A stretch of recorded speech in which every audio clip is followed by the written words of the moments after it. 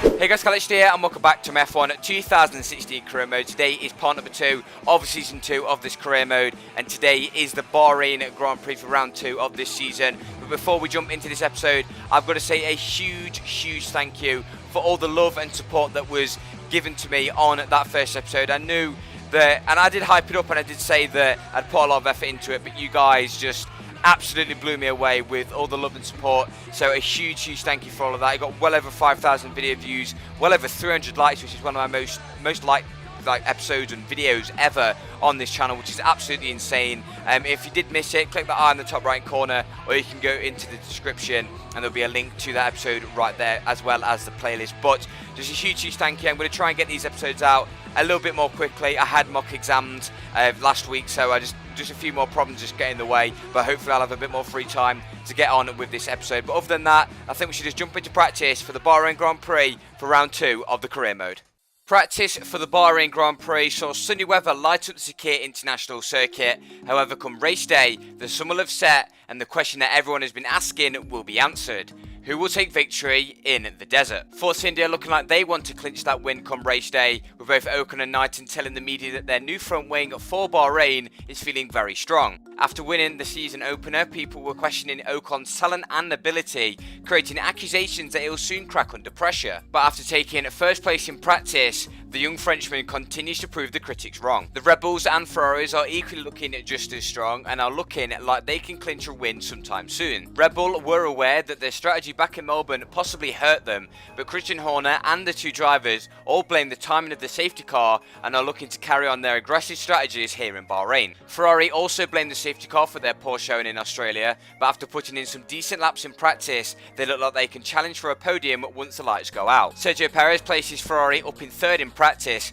with German teammate Sebastian Vettel seeming to struggle to find any reasonable pace in 8th. The world champions had an absolute shocker for the season opener, picking up no points whatsoever. Both drivers were criticised for their racecraft in Albert Park. However, Toto Wolff has said that neither driver has been spoken to about their driving and that round 1 was just a blip in the road for the Silver Arrows. Beyond the top 4 teams, Williams are a little disgruntled that they are appearing to be dropping off the pace, even though they scored 5th place in Lance Stroll's debut. They believe that they have some serious work to do if they want to begin to challenge for some podiums. And finally, it appears an early midfield scrap is starting to form, including McLaren, Haas and Toro Rosso, who have all been fighting for them early points already from the season opener. Although the battle is tight between these 3 teams, they need to be extra aware that if they slip up at any moment, Renault, Sauber and MAN Mercedes are all ready to pounce in what is already being labelled the closest grid in years. With the teams and drivers all practiced and ready, let's see whether drivers will qualify for the second round of the season for the Bahrain Grand Prix. So taking a look at the grid for the Bahrain Grand Prix, Esteban Ocon once again takes pole position this season for his second career pole, with Max Verstappen and line up alongside him. And a decent qualifying from Valtteri Bottas to find P3, with Knighton up in P4, an improvement from his qualifying position in Australia, with Hamilton and Ricciardo lining up on the 3rd row of the grid. Lining up on the 4th row of the grid is the Ferrari and Williams drivers of Sebastian Vettel and Felipe Massa. Whilst the final row of the grid was completed by Lance Stroll and Sergio Perez, completing the top 10 and also showing that the same 10 drivers that started in the top 10 in Australia is the same here in Bahrain. Now taking a look at the bottom half of the grid, Esteban Gutierrez and Romain Grosjean line up on the 6th row. Both Haas a very decent qualifying from them two drivers, beating both McLaren Hondas of Stoffel van Dorn and Fernando Alonso, who start in 13th and 14th positions. Carlos Sainz doesn't change his starting position from last race and starts in a P15 with an impressive performance from both MAN and Mercedes, qualifying in P16 and P17. Pierre Gasly a fairly poor qualifying from the young Frenchman all the way down in P18, with Felipe Nasser just having to make do with 19th position. There's still a very poor start to the season for Sauber, with the 2 Renault drivers of Nico Hülkenberg and Kevin Magnussen, with a very poor performance from Danny Kvyat, who's going to be rounding out the back of the grid for the Bahrain Grand Prix.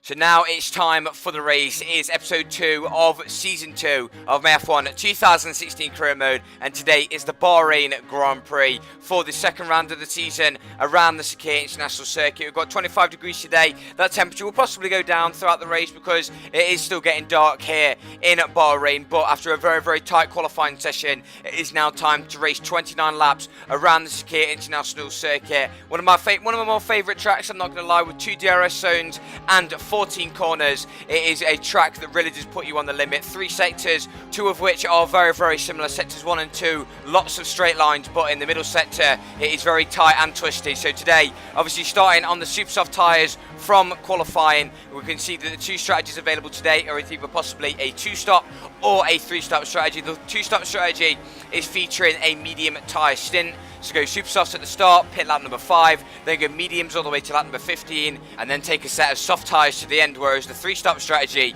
features no medium stints, but 2 soft tyre stints directly in the middle of the race, meaning it's much more aggressive, but you have to make one more stop in this Grand Prix. I was feeling confident with the medium tyres in practice, so I'm going to be going with the 2-stop strategy today. But let's see how this race pans out today. My teammate once again getting pole position, and I really need to take him from that top spot sometime soon because he has been getting first position in way too many sessions so far this season. But obviously qualifying in P4 today, a much more bigger improvement on my qualifying position last time out in Australia, where I was all the way down in P7 or P8 I believe. But now we're going to build up to the 5 red lights for the Bahrain Grand Prix, round 2 of this season. Who will take victory here in the desert? We're dropping the clutch and we're away, getting a fairly okay start. Max Verstappen has not got well away at all, and Ocon already going off into the distance. I'm currently going side by side with Lewis Hamilton, my fellow Brit, who's also had a fairly decent start. I'm very tight on the apex of turn number 1, and we're going side by side with my fellow Brit and the Mercedes driver of Lewis Hamilton. He's forced me onto the curb, and I'm already down to P5 in this Bahrain Grand Prix, losing 1 position, but we are still right on the back of Lewis Hamilton as we dived up the inside into turn number 4, regaining that 4th position, our starting position in this Bahrain Grand Prix. And as we go into the 2nd sector now, I can finally pull away from Lewis Hamilton and maybe start to make some sort of advancement towards the 3 at the front. But as you see, just going through that corner, there's quite a few cars all having a little bit of a kerfuffle just at the back. But let's see a quick replay of this start. As you can see, I had a fairly okay start. The Red Bull right behind me of Daniel Ricciardo got an absolute insane start, but I don't think he had anywhere to go. And I had the inside line going into turn number 1. You can see there Lewis Hamilton going clean around my outside, which got him the inside line for turn number 2, and going through the turn number 3 kink, he really didn't give me that much room. It really did force me onto the curbing, but the run I got coming out turn number 3, my straight line speed and just a slipstream was absolutely insane, and I managed to go back up the inside of Lewis Hamilton and regain that position, looking on board with my teammate Esteban Ocon. This time, very contrary to what happened in Australia, he had a much more better start and managed to retain his 1st position, and this time it might be a much more better and easier drive to 1st position, unless I can say anything about that. Now on board with Lewis Hamilton, we'll be able to see him basically squeeze me quite a bit going through turn number 3 as he goes round the outside into turn number 1. And as you can see here, you can see my front wing just about there, and there was a little bit of contact actually between myself and Hamilton. But as we resume onto the action, we're still on that lap number 1, and Max Verstappen is next up in my sights, currently going up the hill before going into the 3rd sector. I might have to get past Max Verstappen, maybe going on to lap number 2. I really do not want to get stuck behind any of these cars in front. As long as I can dispatch Bottas and Verstappen pretty quickly, I can mount some sort of challenge on Esteban Ocon, who isn't actually driving off into the distance that quickly, but it is only coming to the end of lap number 1. But I am making the manoeuvre on the Red Bull driver of Max Verstappen, just forcing the Dutchman wide. I'm moving up to P3 in this race. We're already made up 1 position so far in this Grand Prix. Next up is the Finnish driver of Valtteri Bottas. Ocon setting the fastest lap, obviously because he crossed the line first, but we are now making an incredible manoeuvre on Valtteri Bottas. You see the straight line speed that I had on Valtteri Bottas. Bearing in mind that was a Mercedes that was overtaking. This Force India is absolutely incredible in a straight line. I'm going to look at a replay. There's been some sort of issue at the back. I'm not overly sure what's actually happened, but I think there was some sort of yellow flags as Pascal Verlaine overtakes Jordan King for 18th position, and as he locks up into turn number 1, he creams straight into the back of Fernando Alonso and makes a slight issue at the back, but the focus is now back on the front. I've got some incredible pace. I've noticed that I've been catching Ocon very, very quickly. The Force Indias are now 1 and 2, but can I overtake Ocon and possibly show him who's boss? Shall I show? I really just need to show all that experience that I gained from the previous season. Obviously, I've got 1 more season's experience over Esteban Ocon, but as we come to the end of lap number 2, let's see the gap between myself and my French teammate. I'm actually setting the fastest lap, and the gap is around about 5/10 of a second, and I've got an incredible slipstream on Esteban Ocon into turn number 1, but I kind of think better of it. I don't want to make any sort of rash or stupid manoeuvres on Ocon just yet. There's plenty of laps remaining in this Grand Prix. I do want to get past him as quickly as possible just to give myself some clear air, but as we now move on to lap number 5 now, as we pull to the right hand side of Esteban Ocon, and we're making easy manoeuvre on Ocon with a bit of DRS assistance, and we move comfortably into P number 1. But the question is now, can Ocon keep up with me and possibly mount some sort of challenge later on in lap number 5? You can see in the bottom right corner that my tyres are already starting to go off quite dramatically. Tyres already down to around about 50% worn, so I'll be needing to come into the pit lane sometime soon. But obviously, again, it's going to be very critical if I stay ahead of Ocon by the end of this lap, because we get first choice in at the pit stops, and I do come into the pit lane at the end of lap number 5, so that means that Ocon is going to have to go around once more, so I should have the advantage in the pit stops. But I need a very clean pit stop. I'm going to be possibly putting on a set of medium tyres, like I said at the start of the Grand Prix when I was showing the strategies. Yes, I am putting on a set of medium tyres, so I just need a good stop, which is around about a 2.7 second stop, so fairly decent from Force India. Now I need a little bit of clear air and I hope that Ocon is on a similar strategy to me, because if Force India managed to give Ocon some sort of strategy that is faster than mine, I'm going to be very unhappy, because I think that this strategy is the quickest, and that's what Force India told me as well. So coming to the end of lap number 6, as you can see me going into the third sector actually, Ocon has just come into the pit lane now, and here is Ocon into the pit lane, and he is putting on a set of soft tyres, so the Force India are splitting our strategies. We might be still on a 2-stop strategy, but they've switched our tyre strategy, so that is huge. That means that I'm going to be quicker than Ocon at the end of the race, but Ocon is going to be quicker than me in the middle of this race. And as he exits the pit lane now, we're coming along the start-finish straight, and Ocon has had a very good in-lap actually, because we're going side by side with the Frenchman, and we go around the outside of Ocon, but that was very close to allowing Ocon ahead of me in the pit stops. But obviously now Ocon's going to be all over the back of me, because them soft tyres are way more superior than the medium tyres that I've currently got on at the moment. We should be pitting. I should still be pitting a little bit later than Ocon in the race, but lap times will be absolutely key, and coming across back markers and also battling each other as well. As he goes up the inside into the final corner, I'm going to cut a little bit back underneath him to try and get a good run coming out of the final corner and getting a little snap of oversteer. But we are still right on the back of Ocon. He has got the DRS, but we've got the slipstream on Ocon. We're going side by side with him. He's going to pull a little bit further ahead with the DRS, just becoming a little bit better. I bump it up into rich mixture just to try and dive up the inside into turn number 1, still side by side with Ocon, and I'm actually going to let him through. I've decided that there's no point in trying to battle him too hard, but if I do get the opportunity, then I will make the manoeuvre. But coming out of turn number 3, I've got a very good run. I'm going to dive up the inside of Ocon, but Ocon's going to cut back underneath and force me wide, and he's going to take that 4th position off me. And as we come to the end of lap number 8, other drivers are coming into the pit lane, so we are going to soon retain that 1st and 2nd position that we had before the pit stop window. Obviously the major difference is, as now Grosjean, the final guy to pit, finally goes into his pit box, the difference is now Ocon's ahead of me, and he is pulling out a very big gap. It's around about 3.6 seconds, and he is putting them soft tyres to very good use. And I knew, just in the back of my mind, I knew these lap times made so much difference. And Max Verstappen actually was the next guy on my list that I thought was going to start to annoy me. He was closing in on me at a rate of knots on a very aggressive strategy. He went super soft and then super soft again, so he's caught right up to the back of me. So if he makes some sort of manoeuvre going along the start-finish straight, then that's really going to ruin my race. But luckily, them super soft tyres did not last as long as Max Verstappen really hoped, and he came into the pit lane at the end of that lap. So it was very lucky for myself.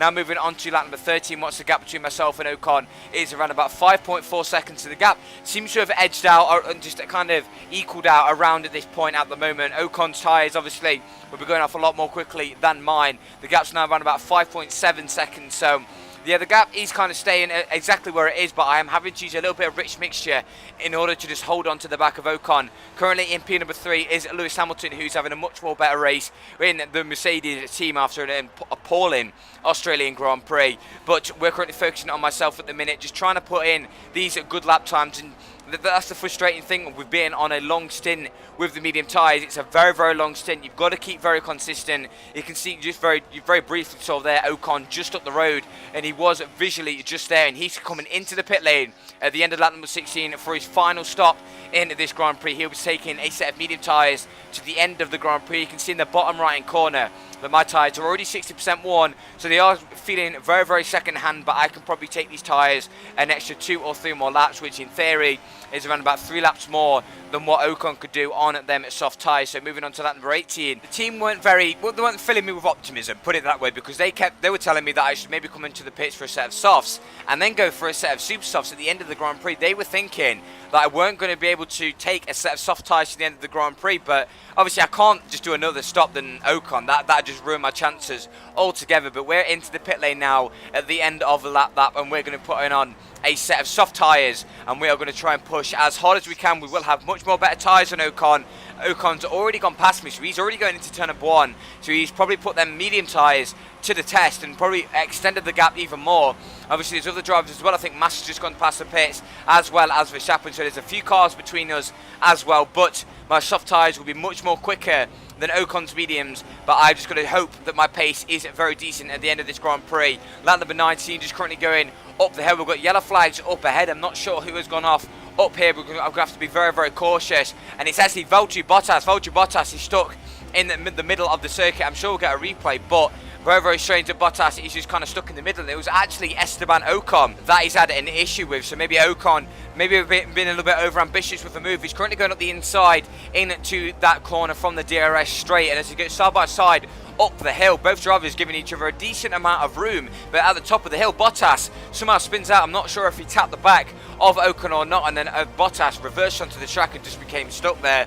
Not sure if he stalled or he was just waiting for cars to go through, but he lost an awful amount of time there. Ocon not losing that much time, and that's what he just doesn't need. He doesn't need to lose time, because that's going to really hamper him in the long run. Other drivers in the pit lane, I think Lewis Hamilton just pit as well. He's on the same sort of strategy as me, and now we're approaching Max Verstappen. This time we're catching him on the much more fresher and faster tyres, but I think Verstappen should be coming into the pit lane sometime soon to fulfill his 3-stop strategy. We're setting purple middle sectors at the moment as we come to the end of lap number 20. Ocon is already into the lead, and Verstappen and Stroll into the pit lane. I set the fastest lap of a 1:32.8, and as we move into the second sector once again, we can now see the gap between myself and Ocon, and it is 6 seconds between myself and the Frenchman. We've got around about 8 laps remaining in this Grand Prix, so can we put these soft tyres to the test, and can we approach our teammate and possibly make the manoeuvre? He is only just there. We've got a little bit of a few back markers in the way this time of Nico Hulkenberg, but hopefully once we get past these back markers, this time also Kevin Magnussen as well, once we get past him, hopefully we'll be able to really catch up to the back of Ocon. The gap is around about 4 seconds just then, and it's 4.6 seconds now, so the gap isn't coming down as quickly as we thought, but maybe we might be able to gain something from this virtual safety car. We're not going to gain much in terms of time, but it's going to give us time to burn a little, actually gain a little bit of fuel. We could put it into the mixture, again a little bit more fuel, and once it went green flag, I knew that this is my last chance really to make the charge towards Esteban Ocon. Lap number 27, and the gap just really wasn't coming down. I'm really not sure why. It's up to 5.1 seconds, so Ocon's pace on them tyres was absolutely incredible. I'm not sure where Ocon found that pace from, but he had much more better pace than me on the medium tyres. You can see in the bottom right corner that my tyres are really starting to go off. We've got yellow flags up ahead. Not overly sure. No, Ocon's out. Ocon is out of the Bahrain Grand Prix. Where was it? What on earth has happened to him? He's just pulled up to the side of the road on the penultimate lap of this Bahrain Grand Prix. Esteban Ocon is out of the Grand Prix, and we're going to inherit the race lead, and we just need to lead for one final lap. Let's see what actually happened to Esteban Ocon. And there's a few back markers up ahead, but I don't think they would affect him. But as he goes along this back straight now, and there you go, it's an engine failure. That is absolutely huge calamities for Esteban Ocon. No driver error, and it looked like he was going to win the race. And I can't take anything away from Ocon. He would have had this race victory if that is absolutely insane. He would have had the race victory if it didn't have an engine failure. But that is just absolutely insane, and I've been tiptoeing for this entire final lap because my tyres are on the verge of blowing up. 81% worn. And this was a very, very poor race for myself in comparison to Ocon. Ocon had just an entirely much more better race than me, but in terms of Formula 1 and in terms of motorsport, shit happens, and that's just how you've got to do it. So we're going to come across the line to take first position and take the win in Bahrain. The fireworks are for us, and we can take 25 points after a fairly good comeback race in Australia. We needed a half decent race at the front, and here is the full race classification. Myself taking the race victory and 25 points here in the desert. Lewis Hamilton returning to the podium after a poor Australian Grand Prix, with Lance Stroll getting his first podium in only his second race in Formula 1. Hats off to the Williams driver, because that is an insane race from him. Max Verstappen with his aggressive strategy in P number 4, with Felipe Massa in 5th. Daniel Ricciardo completes both Red Bulls in the top 6 in P number 6, so a good race from Red Bull compared to Australia. Romain Grosjean all the way up in P7, a very good race for Haas, with Valtteri Bottas in P number 8. Stoffel Van Dorn takes points from McLaren in P number 9, with Sebastian Vettel only 1 point for Ferrari this race in P10, with no points for Sergio Perez. A very, very poor start to the season for him. And now taking a look at the drivers, Sandy, you can see that I have now taken the championship lead with 37 points to my name. Max Verstappen, after having a fairly decent start to the season, finds himself in second place after round number 2 with 30 points to his name. Ocon drops down to 3rd after that absolute heartbreak in Bahrain with 25 points still to his name from that Australian Grand Prix win. Lance Stroll all the way up in P4 in his debut season, absolutely incredible for him on 25 points as well. Looking a little bit further down, Daniel Ricciardo in P5, Lewis Hamilton moves onto the board in P6, picking up his first points, and Felipe Massa, Fernando Alonso, Sebastian Vettel and Romain Grosjean round out the top 10, with Pascal Wehrlein 4 points in P number 11. And now taking a look at the constructors standings, you can see that Force India still retain their lead in the championship with 62 points. Red Bull still in 2nd with 53, Williams still in 3rd with 35. Mercedes move all the way up into P4, finally scoring some points with 22. McLaren Honda hold their own in 5th with 10. Ferrari move a little bit further up with 9 points in P6. Haas in P7. Man Mercedes in P number 8. And finally Toro Rosso, the last team to score points in this season so far, with Renault and Sauber yet to score points with their respective drivers so far this season. But other than that, guys, if you did enjoy this video, then be sure to leave a like down below, subscribe for more of this content, and also leave your comments down below on how we can improve these videos and his own thoughts on the video itself as well. Also, go in the description, as you can see on screen, all my social media, my blog, my Twitter, Instagram, Snapchat, they're all on screen, so please go check them out if you want to follow me on just my day-to-day life and everything. Also, go in the description for the playlist, or click the eye in the top right corner to catch up on any of the previous episodes. But other than that, thanks for watching, I've been College D, and I'll see you later. Cheers.